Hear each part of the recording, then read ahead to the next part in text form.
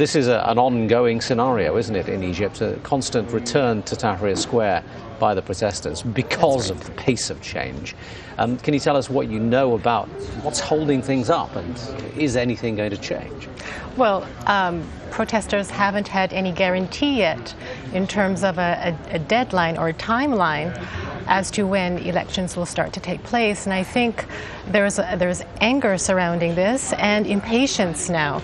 But what is the reason for the slow movement? Is this simply because these things take time?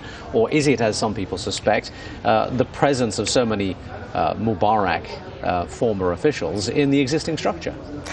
Well, interestingly enough, there are politics involved that would indicate the latter. That there is no real reason for this timeline to be postponed. And so this is why today thousands are taking to the streets. I will mention that it's mostly liberalists that are taking to the streets today. It's not Islamists, it's definitely not the Salafis or Ikhwan. Their protests are scheduled for next week.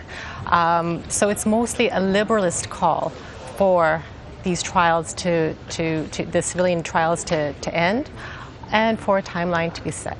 But if the top line demands are for such large symbolic events such as convictions, are there smaller activities that have changed? Is civil life changed in any way? Are the differing roles of the differing groups in Egypt improving in any way that would suggest progress?